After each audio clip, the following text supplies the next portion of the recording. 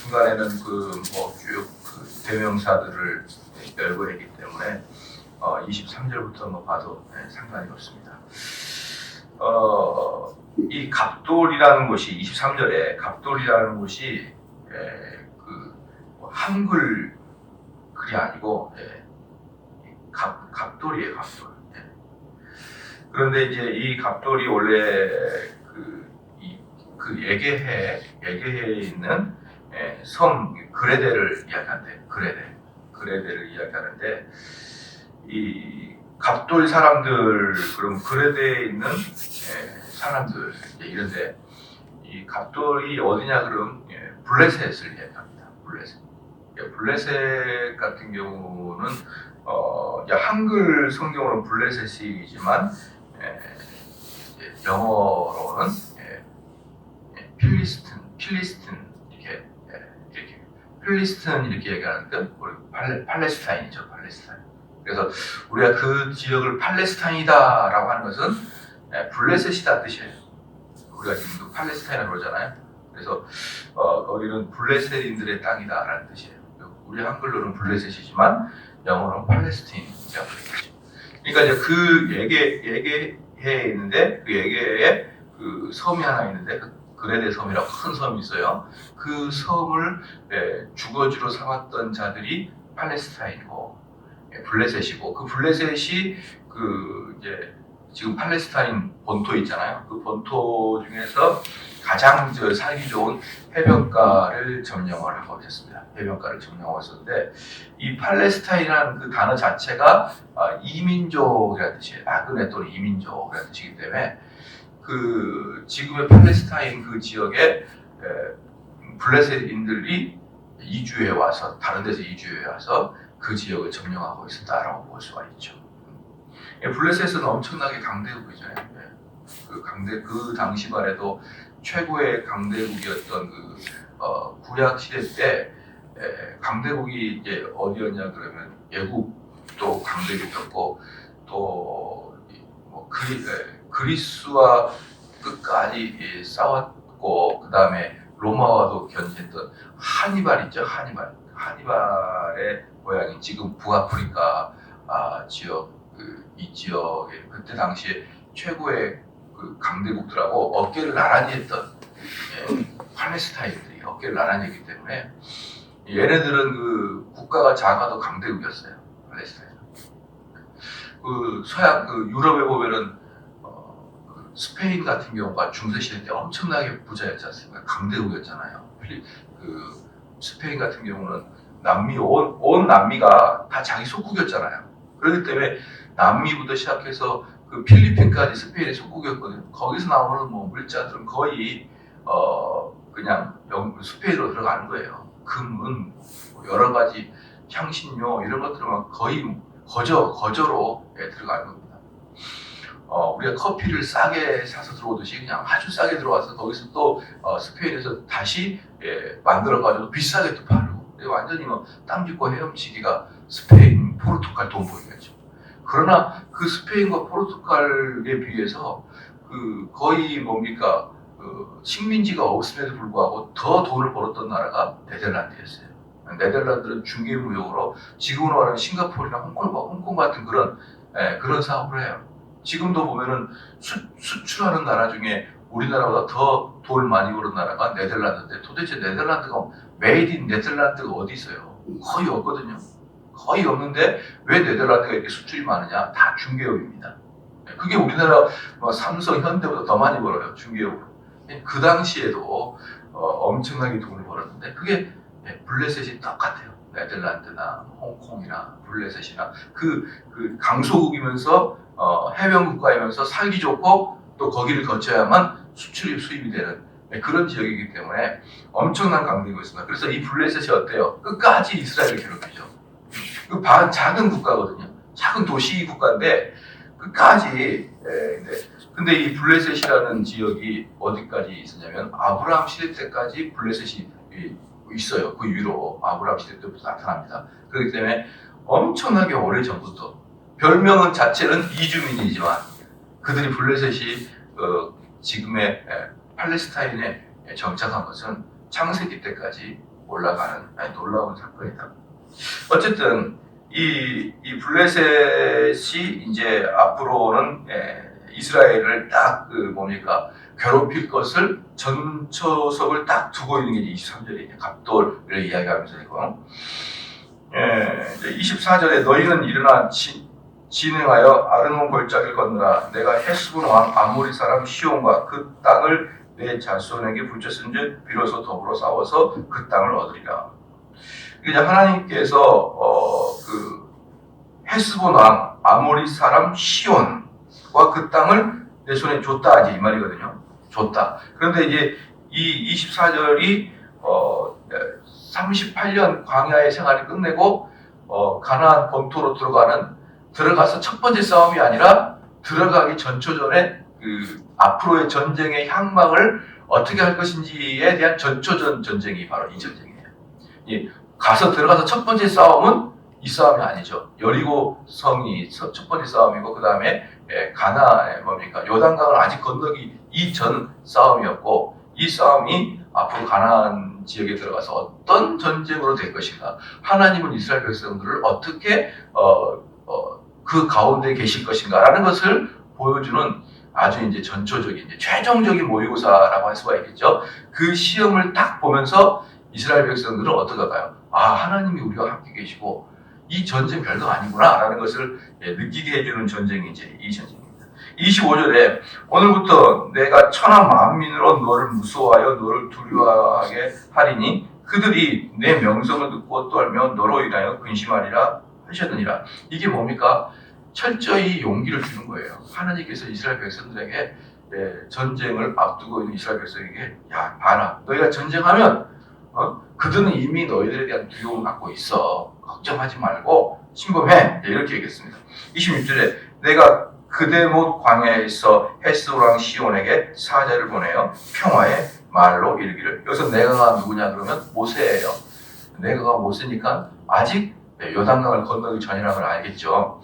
내가 그대목 광야에서 헤스보랑 시온에게 사자를 보냈다. 보낸 다음에 뭐라고 했냐? 평화의 말로 이르기를. 이거 뭐냐? 샬롬을 했다는 거예요. 샬롬. 내 너희들에게 너희를 해칠 생각은 없다. 이렇게 했는데 재밌는 게 이제 뭐냐 그러면 이미 모세는 헤스보랑 시온에게 평화의 메시지를 보낼 이유가 없었던 거예요.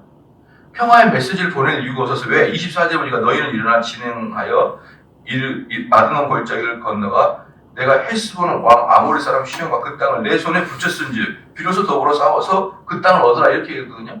그러니까 분명히 하나님께서는 모세에게 가서 싸워서 그 땅을 얻어라 이렇게 얘기했는데, 모세는 뭐라고 했냐면 평화의 말, 샬롬 이렇게 이야기하면서 뭐라고 했냐? 나를 네 땅으로 통과하게 하라. 내가 대로로만 행하고 좌로나 우로나 치우치지 아니하리라, 이렇게 했거든요. 그러니까 보통 모세가 지역을 통과할 때마다 똑같이 이야기하잖아요. 이 대로를 나한테 주라. 내가 물도 사고 음식도 살 테니까 나한테 대로를 열어달라. 이렇게 하면서 뭐라고 합니까? 그러주면은 나는 너희를 전혀 해치지 않겠다. 이렇게 이제 평화의 말을 보낸 거예요. 그런데 이미 24절에서는 어때요? 전쟁에서 그걸 너희들이 취하라, 이렇게 얘기했거든요.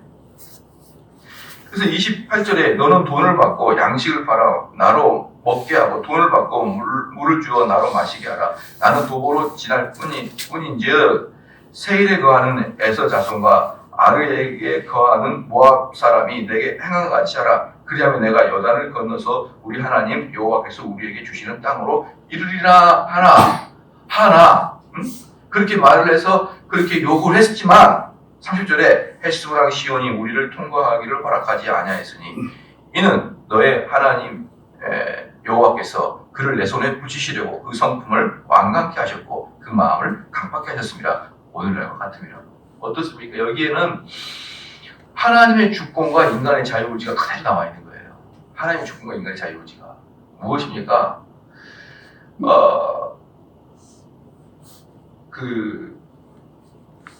하나님께서 누구를 진멸할 때 하나님 편에 봤을 때는요, 하나님이 그 마음을 강팍하게 하셨다라고 표현을 하는 거예요. 하나님이 그 마음을. 왜? 바로에게도 그랬으니까. 그러면 우리는 그것을 읽을 때 하나님은 한 사람 마음을 강팍하게 했나 보다라고 이야기하지만 우리 입장에 봤을 때는 자기가 즐겁고 자원하는 마음으로 마음을 강팍하게 하는 겁니다. 자기 즐겁게 마음. 얼마 전에 어떤 분하고 이제 대화를 좀 했는데 그 남편이 교회를 처음에는 좀 다니다가 아예 안 다니는 거예요. 아예. 그래서 이제 남편의 안부를 좀 물었어요. 어떻느냐. 그랬더니 지금은 말도 할 수 없이 강팍해졌다는 거예요. 말도 할 수 없이. 그냥 말할 수 없이. 예수님 옛자만, 하나님 한자가 나오면은 오만 가지 욕과 막 그런 게 어디냐고 막 쏟아붓는데 그 말이 듣기 싫어서 이제는 아예 말도 못 꺼낼 정도라고 그럽니다. 그냥 자발적이고 순전하고 기쁜 마음으로 하나님을 대적하는 거예요. 시간이 갈수록. 완전히. 그러면은, 그가 막 하나님이 시켜서, 성령이 시켜서 막 그렇게 하나님을 욕하냐? 하나님을 그렇게 대적하고 강박해지냐? 아니고, 자기 마음 자체가 그렇게 하는 거예요. 여러분, 미운 사람은 실컷 욕하는 게 얼마나 마음이 수련해요. 그래서 가끔 틀에 보면은, 어디 무슨 카페 가면은, 과장 같은 마네킹 세력이 막 두들겨 패잖아요. 얼마나 미운 사람을 두들겨 패고, 욕하고, 여러분 막, 직장에서 보기 싫은 사람 소주 먹을 때 그 사람 질겅질겅 씹어대면서 안주거리로 삼잖아요. 그런 게 얼마나 우리에게 쾌락을 주냐 이 말이에요. 미운 사람을 뒤에서 욕하는 게 얼마나 우리에게 쾌락을 주냐고요. 여러분 싫은데 그렇게 말하고 싶지 않은데 사명감 가지고 뒤에서 욕하냐고요. 아니죠. 뒤에서 욕하는 건 뭐 때문에 그럽니까? 내가 즐거워서 그러는 거예요. 기쁘고 자원하는 마음으로 욕을 하는 겁니다. 마찬가지로 하나님을 거역하는 자들도 똑같아요. 기쁘고 자원하는 마음으로 하나님을 실컷 욕을 하는 것입니다. 왜 그럴까요? 여기 뭐라고 했냐면 무서운 게 30절에 중반부터 너는 너의 하나님 여호와께서 그를 내 손에 붙이시려고 그의 성품을 완강케 하셨다. 강팍케 하셨다라고 표현한 거예요. 왜? 걔네들 멸절시키려고. 지네들 입으로 변명하지 못하도록 하나님께서 입으로 다 토설하도록 이렇게 만든 거예요. 그것을 위해서 뭐랍니까? 모세가 잽을 딱 날리는 겁니다. 야, 하나님께서 말씀하시는데 길 비켜라. 내가 비켜주면 너희들에게 손해를 끼치지 않겠다라고 이미 모세는 이들이 그걸 거절할 걸 알면서도 그들의 입으로 다시 증언하기 위해서 딱 이야기를 시키는 것입니다. 여러분. 하나님의 방법이에요. 너희들이 자발적으로 했다는 것을 그들 스스로 확인시켜주기 위해서. 그래서요, 마음의 강팍은 뭐냐 그러면요. 마음의 강팍은 돌같이 단단한 사람이고, 돌같이 단단한 사람은 아주 무정한 자들이에요. 무정한 자들. 무정하고 강팍하고 끄떡도 없고 이러한 자들은 외적인 진멸에 앞서서 내면의 진멸을 먼저 맛보고 있는 것입니다. 이게 너무 무서운 거예요. 이 내면의 강팍함은 이미 미래의 외적인 진멸을 예고하고 있는 겁니다. 참 감사한 게 뭐냐 그러면 저희 교회 젊은이들이 있잖아요. 젊은이들이 마음이 많이 이렇게 바뀌어요. 많이 바뀌는데 이들이 처음부터 그렇게 바뀌는 게 아니라 처음에는 마음이 강팍하기도 하고 개념도 없고 그러다가 어느 순간부터 분열도 듣고 어느 순간부터 설교가 들리기 시작하면서 이들이 마음이 확 바뀝니다. 그리고 거의 이제 바뀌고 나서 부모들이 항상 하는 얘기가 뭐냐면 만약에 집안에 두 자녀가 있는데 한 아이는 교회를 잘 다니지 않거나 한 아이는 다녀도 민둥민둥 다니는 애하고 분열대학이나 말씀을 깊이 들은 애하고는 1년만 지나면 확 다르다는 거예요. 달라요. 그래서 이 신앙을 깊게 보지 않은 사람들은 항상 이 생활 자체를 아주 얇게 살아요. 얇게.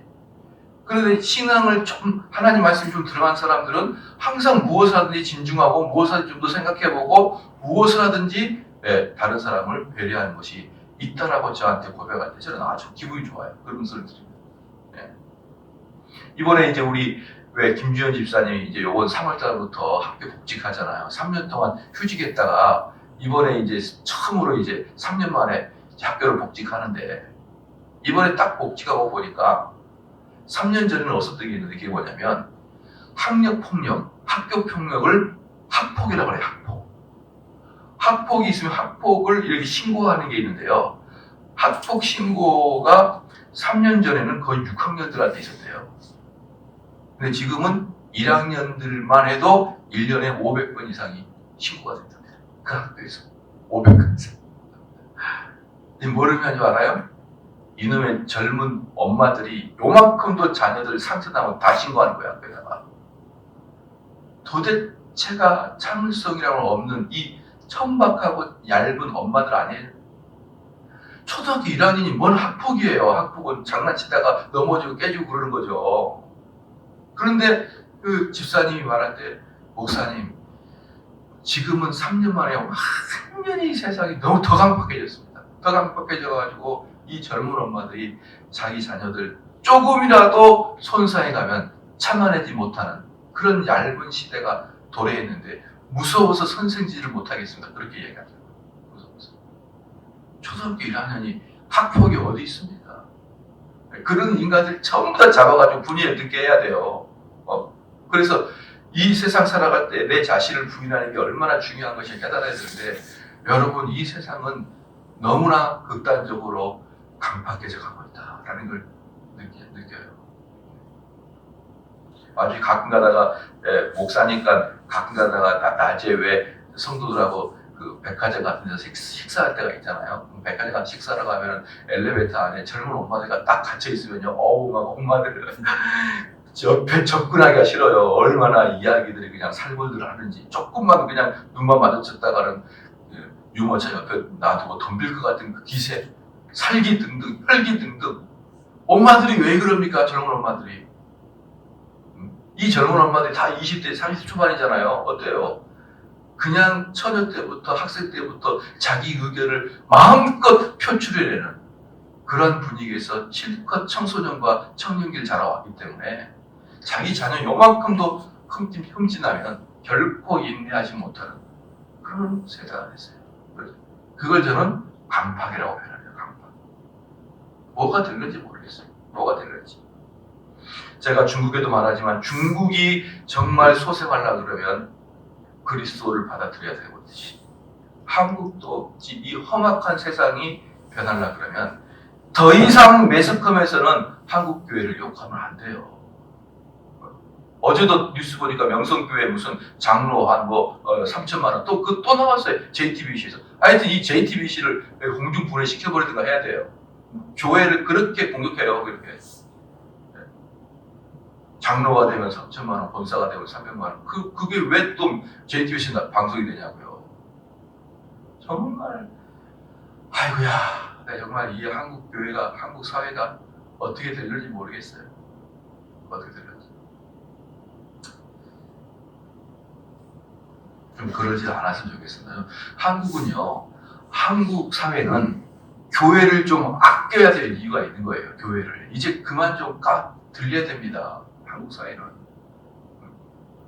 물론 안 좋은 면이 있죠. 안 좋은 면이 있지만 안 좋은 면을 부각시켜서 온천지에 날랄랄라 여기 봐라 라고 떠들어대는 것이 정상적이냐고요. 부모들이 살다가 부부싸움 할 수 있잖아요. 근데 그 얘가 여기저기 떠돌아다니면서 우리 집 구석 좀 봐라, 우리 집 구석 좀 봐. 우리 엄마 아빠 교회 다니다가 맨날 싸움질이나 한다 이러고 동네방네 떠들고 다니는 얘가 있다고 쳐봐요. 그 아이가. 그 정상이냐고. 그게. 정상적인 아이는 부모가 싸워도 쉬쉬하죠. 부끄러우니까. 엄마 아빠가 어디 나가서 얼굴 두고 못 나갈까봐 부끄러우니까 쉬쉬하죠. 그런데 그냥 막 동네방네 떠들고 다니면서 한국 교회에 빈침한 것을 다 까발리고, 정말 비참해요, 정말. 그런데 어쨌든요, 그런 게 완강한 거죠. 강팍하고. 그들은 바뀌지가 않아요. 그래서 31절에 때 여호와께서 내게 이르시되 내가 비로소 시온과 그 땅을 내게 붙이노니 너는 이제부터 그 땅을 얻어서 기업을 삼으라 하시더니. 이거 뭐라 합니까? 비로소 그 시온 왕이 자기의 정체성을 입으로 드러내고 겉으로 드러내는 것을 본 다음에 비로소 이제 가서 너희들 기업을 삼아라 이렇게 말씀하시는 거예요. 32절에 시온이 그 모든 백성을 거느리고 나와서 우리를 대적하여 야하스에서 싸울 때에 우리 하나님 여호와께서 그를 우리에게 붙이심에 우리가 그와 그 아들들과 그 모든 백성을 쳤고 그때 우리가 그 모든 성읍을 취하고 그 각 성읍을 그 남녀와 유아와 함께 하나도 남기지 아니하고 진멸하였고 여기서 보면은 진멸이 뭐냐면 하렘입니다. 하렘. 그러니까 이스라엘 전쟁은요 하렘 전쟁이에요. 영어로 홀리워 거룩한 전쟁 성전인데 이 하렘의 특징은 진멸입니다. 진멸. 진멸에는 두 가지 이유가 있어요. 하나는 그 자체가 제물이에요. 그 백성 자체가 하나님께 드릴 제물. 그러니까 제물은 어때요? 철저히 각을 떠서 다 죽여서 드려야 되잖아요. 그건 종교적인 의미고 현세적인 의미에서는요. 실제로 다 죽였거든요. 실제로 현세적인 의미는 그들의 죄가 관영하여서 어디가 그랬습니까? 그들의 죄가 관영하여서 더 이상 그들의 죄를 용서받을 수 없는 상태까지 올라가서 소돔 성과 같이 더 이상 살려두면 안 되기 때문에 진멸시키는 겁니다. 두 가지 이유가 다 있어요. 그들은 하나님의 제물이고 그리고 그들은 더 이상 용서할 수 없는 그런 민족이고 도덕적으로 영적으로 만약에 이렇게 생각해 보십시오. 조두순 있잖아요. 조두순 요번에 출소한다면서요. 그런 인간들로 꽉 찬 민족이라고 생각해 보십시오. 그런 인간들로 꽉 찬 민족 어때요? 용서할 수가 없죠. 용서할 수가. 그래서 이 당시에 이방인들이 우리로 말하면 조두순 같은 애들로 꽉 찹니다. 그렇게 보면 됩니다. 얼마나 타락하고 얼마나 악하고 얼마나 사람 죽이는 걸 쉽게 죽이는 그런 민족들인데 야만족들 그러한 족들을 진멸을 여기 보면 참 유학까지 이게 이제 현대 관점으로 보면 좀 어색할 수도 있지만 정말 그 보면요 제가 중국을 지금 한 5년째 가고 있는데 5년이 한 4년 5년 됐나요? 됐는데 벌써 제가 6번인가 갔어요. 갔는데 중국은 이렇게 막 건물들이 들어섭니다. 가면은 하루가 다르게 달라져요. 그런데 그 인간들은 안 바뀌어요. 똑같아. 그 경제가 발전하고 이렇게 눈에 보이는 것은 쉽게 발전합니다. 그런데 그들의 문화는 안 바뀝니다. 정말 깜짝 놀랐어요. 그 길을 지나가면 횡단보도를 지나가잖아요. 그러면은 여전히 돈 많은 사람이 갑질합니다. 어떻게? 비싼 차 몰고 와서 횡단보도를 쭉쭉 들어와요. 사람을 쳐요. 살짝. 차 기술이 발달해가지고 살짝 차 머리로 사람을 친다니까요. 그거 가지 마라. 비싼 차 간다. 그래서 제가 너무 황당해가지고 제 이 다리를 살짝 쳤거든요. 너무 황당해가지고 내가 본네트를 쳤어요. 뭐라 하라고. 그랬더니 한 30초는 클락션을 누르더라고요. 제가 분연히 순교하고 올래다가 애가 바빠가지고 빨리 왔어요. 분연히 안 바뀌어요. 그게 몇 년 전에도 똑같고 지금도 똑같고 너무나 사람의 문화와 이게 안 바뀌는구나. 이게 정신 상태가 안 바뀌는구나. 여러분 이게 왜 아이들까지 다 죽여야 되냐? 이게 실질적으로 정말 뭐랄까요? 그 문화 속에 깊이 물들어 있으면요. 사람이 정말 진멸해버려야 이게 바뀌는 것이지 그러지 않으면요. 똑같습니다. 똑같아. 정말 무서운 게 많아요. 무서운 게 많아가지고 거기서 제가 물어봤거든요. 너희들 왜 사람이 죽고 하는데 진짜 너희들 피 흘리고 죽고 하는데 너희들 친구도 안 하고 구경만 하냐 물어봤어요. 목사님들한테. 그 인터넷 보니까 그렇게 나왔는데 진짜 그러냐? 진짜 그런데요. 왜냐하면 신고했다가는 된통 당한대요. 어떻게 당합니까? 이 사람이 나를 폭행했다 그렇게 하는 거예요. 그러니까 누가 폭행하고 도망갔잖아요. 그럼 이제 피를 흘리는 사람이 이제 죽어가는데 여러분이 선한 사마리아처럼 그 사람 피를 닦아주고 신고하면은 이 선한 죽어가는 사람 피를 흘리는 사람이 피해 보상을 받을 데가 없잖아요. 피해 보상을. 그러니까 이 사람이 때렸다고 신고하는 거예요. 자기를 돌봐준 사람. 도대체 이 민족은 어떤 민족입니까? 근데 내가 깜짝 놀랐어요. 가서 보살펴주고 신고하면은 걔를 가해자로 신고해버린다. 어쨌든 피해 보상을 받아야 되니까. 그러니까 손도 못 댔대요. 야, 여러분 이게 너무 무서워요. 너무 무서워요. 그래서 사람들의 이 정신 상태라는 것은 완전히 진멸을 하기 전까지는 이게 바뀌는 게 어렵구나라는 것을 생각을 좀 해봤습니다. 그래서 어쨌든 우리 하나님께서 34절에 어때요? 아예 유아까지 하나도 남기지 아니하고 진멸하고 진멸해버려라. 이렇게 딱 이야기하십니다. 그리고 이게 뭡니까? 방금 말했던 그들의 강팍함, 그들의 완고함을 스스로 말한 다음에 그 다음에 시간이 지난 다음에 외적 진멸로 돌아선다는 것을 여러분이 알아야 됩니다. 그래서 여러분들도 그 정말 강팍한 마음이 있으면요, 빨리 회개해야 되는 거예요. 빨리 회개하고 여러분이 기도하면서 어떻게 됩니까? 이 돌같이 굳은 마음을 살같이 부드럽게 하여 주십시오라고 여러분이 하나님께 요구를 해야 됩니다. 그 다음에 오직 그 육축과 성읍에서 탈취한 것은 이 35절입니다. 우리의 소유로 삼았으며, 그러니까 이게 아까도 말했지만 헤렘, 전쟁인데 진멸하다라는 전쟁이 헤렘인데 이 헤렘의 종류에는 반헤렘과 온전한 헤렘이 있어요. 반헤렘은 이 육축과 소유는 자기 걸로 삼아요. 그냥 사람만 죽이는 게 반헤렘이고 온전한 헤렘은 어때요? 전체를 다 하나님께 태워드려요. 제물로. 육축까지 다. 그래서 36절에 우리 하나님 여호와께서 그 모든 땅을 우리에게 붙이심으로 아르돈 골짜기에 있는 아로엘과 골짜기 가운데 있는 성으로부터 길가세까지 우리가 모든 높은 성읍을 취하지 못한 것이 하나도 없었으나 오직 암몬 족속의 땅 약복강가와 산지에 있는 성읍들과 무릇 우리 하나님 여호와께서 우리의 가기를 금하신 곳은 내가 가까이 하지 못하리라. 무슨 말입니까? 하나님이 정해주신 데까지, 모세가 말하기를 하나님이 정해주신 데까지는 가지 않고 하나님이 허락한 곳은 무조건 차지하고, 이게 모세의 정신인 거예요. 모세의 정신. 여기서도 봅니까? 결국 헤렘을 하라고 하는 것도 하나님께서 말씀하신 거죠. 경계선도 하나님이 정해주신 거죠. 모세는 거기에 순종하는 사람을 분명히 보여주고 있는 것입니다. 그래서 여러분들 그 주변에 정말 강팍한 자들은요, 우리 한국의 선진화를 위해서라도 교회를 데리고 나와야 됩니다. 한국의 선진화를 위해서. 가만히 보면은 지금 너의 자신을 부인하고 너를 찾고 너의 유익을 구하지 말라고 이야기하는 것은 교회 외에는 없어요. 이제 어느 단체에서도 그렇게 이야기를 해주는 단체가 없습니다. 이제.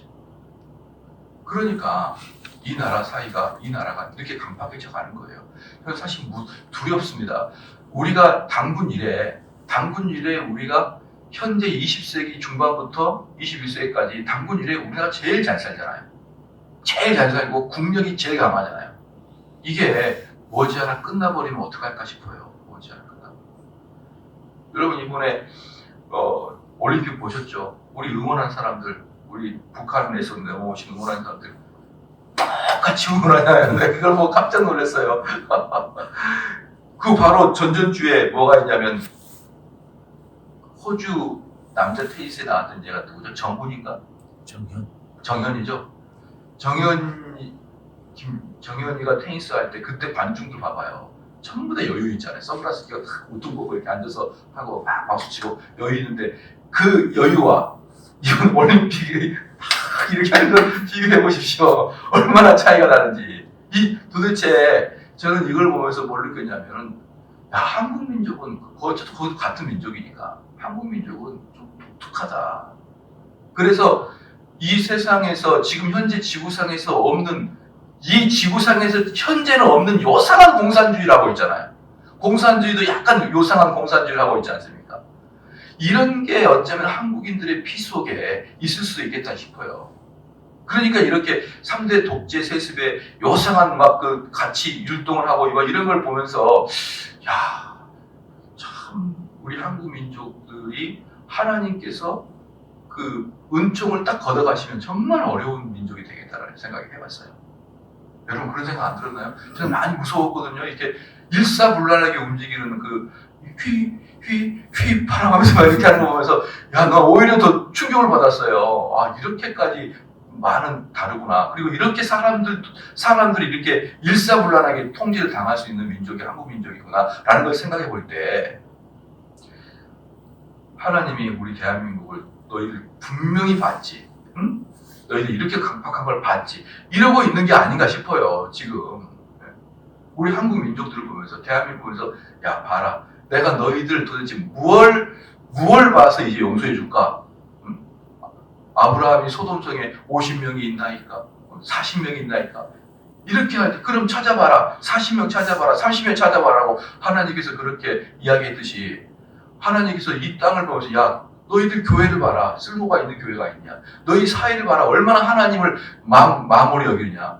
이 대한민국을 내가 여전히 촛대를 들고 있어야 될 이유가 뭐냐? 라고 자꾸 메시지를 전달해 주는 것 같아서 두렵다 이 말이에요. 두려워요. 여러분들이 우리 5,000년 만에 가장 행복하고 가장 세계적으로 국력이 왕성한 21세기의 이 희망찬 이 모습들이 20년, 30년 후에 쪼그라들어 있을지 어떻게 합니까, 여러분? 40년 후에 완전히 쪼그라들어서 필리핀이나 좀 쿠바 같이 그렇게 될지 어떻게 알아요? 그러니까 예국을 하는 마음으로라도 교회를 데리고 나와야 된단 말이에요. 예국하는 마음이라도 이 나라 사람들이 이렇게까지 강팍해 나가지 아니하도록 하는 마음으로도 전도를 해야 됩니다. 기도하시겠습니다.